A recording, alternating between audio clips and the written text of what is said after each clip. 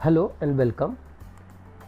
Today I am going to give you some information about general knowledge.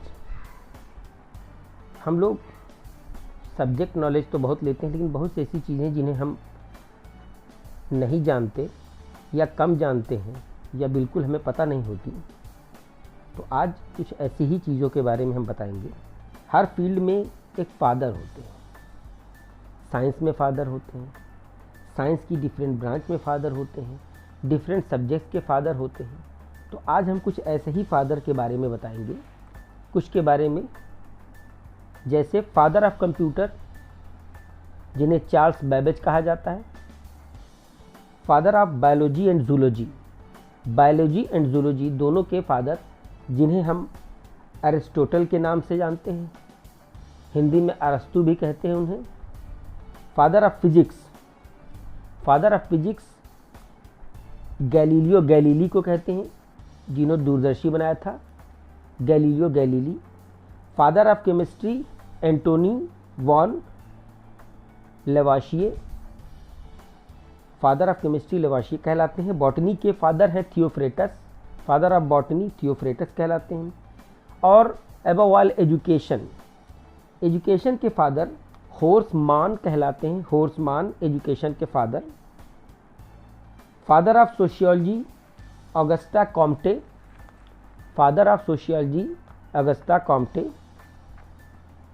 And father of rocket science Robert Hutchings Goddard.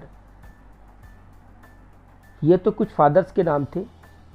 Bharat में education system, आज जो modern education system है, जिसमें हम science और different चीज़ों की स्टडी करते हैं, क्योंकि भारत हमेशा से एक ऐसा देश रहा है जहाँ पर परंपरागत शिक्षा का महत्व रहा है, यानी ट्रेडिशनल एजुकेशन जो कि आश्रम में होती थी, ऋषि देते थे। लेकिन जब मॉडर्न एजुकेशन सिस्टम इंडिया में आया तो इसको लॉन्च करने वाले थे मैकॉले। मैकॉले ने 1830 में इस मॉडर्न एजुकेशन सिस्टम को भारत में लॉन्च किया था। अब हम बात करते हैं रेलवेज़ की।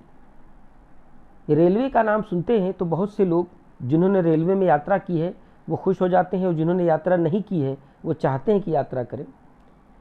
तो रेलवे से जुड़े वैसे तो बहुत से तथ्य हैं, लेकिन जो तथ्य मैं बता रहा हूँ उसमें एक है लॉन्गेस्ट फ्रेट ट्रेन, सबसे लंबी ऐसी ट्रेन जो कि मालगाड़ी है, मालवाहक ट्रेन है, उसका नाम है वसुकी।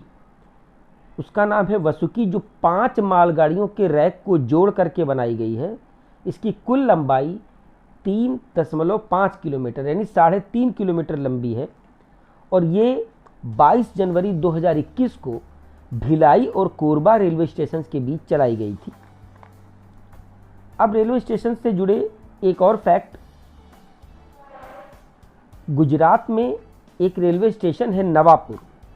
नवापुर एक ऐसा स्टेशन है जो आधा गुजरात में और आधा महाराष्ट्र में पड़ता है। यहाँ पर एक बेंच रखी है जिसके ऊपर एक मार्क लगाया गया है, वो बेंच आधी गुजरात में और आधी महाराष्ट्र में है। ऐसे ये उधना जलगांव लाइन के ऊपर पड़ती है। उधना जलगांव लाइन में ये रेलवे स्टेशन पाया जाता है। तो ये तो 2 राज्य के बीच एक स्टेशन है। अब 2 जिलों के बीच भी एक स्टेशन है, एक ऐसा स्टेशन जो 2 जिलों के बीच 2 जिलों को डिवाइड करता है। ऐसा रेलवे स्टेशन है उत्तर प्रदेश में, लखनऊ गोरखपुर रेल मार्ग पर बभनान स्टेशन है जो बस्ती के पास पड़ता है। इस स्टेशन का आधा भाग बस्ती ज़िले में आता है और आधा भाग गोंडा ज़िले में आता है। तो ये इस प्रकार का रेलवे स्टेशन है। हम लोग कृष्ण जी को जानते हैं और हम उनके बारे में जितने बारे भी सुनते हैं वो यही सुनते हैं कि उनका जन्म मथुरा में हुआ था और रात में 12 बजे हुआ था। फिर उनके समय में तो जो भी प्रचलित कहानी है वो हम सुनते हैं। लेकिन कुछ ऐसे तथ्य मैं आपको आज बताने जा रहा हूँ जो तथ्य शायद आपने कभी सुने नहीं होंगे। भगवान कृष्ण का जन्म लगभग 5252 वर्ष पूर्व हुआ था। आज से 5252 वर्ष पूर्व लगभग हुआ था। इनकी जन्म तिथि इनकी जन्म तिथि 18 जुलाई 3228 बीसी को मानी जाती है। 18 जुलाई 3228 बीसी। इनके जन्म का मंथ श्रावण था, दिन अष्टमी, नक्षत्र रोहिणी, दिन था बुधवार और समय जो कि अब सभी को पता है रात के 12 बजे। भगवान कृष्ण का जीवन काल 125 वर्ष 8 माह और 7 दिन तक का रहा था। जब कुरुक्षेत्र की लड़ाई हुई थी अर्थात महाभारत का युद्ध हुआ था, उस समय कृष्ण की आयु 89 ईयर्स की थी। ये तो सभी को पता है बाकी कि उनके माता पिता का नाम वासुदेव और देवकी था, लेकिन उनको पाला था नंद बाबा और यशोदा मैया ने। और हम सभी को कृष्ण जी की लीलाओं के बारे में पता है, लेकिन उनकी पत्नियों के नाम नहीं पता। तो उनकी पत्नियों के नाम थे रुक्मिणी, सत्यभामा, जाम्बवती, कालिंदी, मित्रविंदा, नागंजिती, भद्रा और लक्ष्मणा। यह कृष्ण जी की पत्नियों के नाम हैं। और आखिरी तथ्य जो एक दुर्लभ तथ्य है, बहुत लोगों को पता नहीं होगा कि कृष्ण जी की भी हत्या हुई थी और ये हत्या जारा नाम के एक शिकारी ने की थी, जो कि भूलवश उसने अपने तीर से, जबकि कृष्ण जी एक जंगल में पेड़ के नीचे विश्राम कर रहे थे, तो उसने उनको मार दिया था। तो ये थी कृष्ण के संबंधित जानकारी।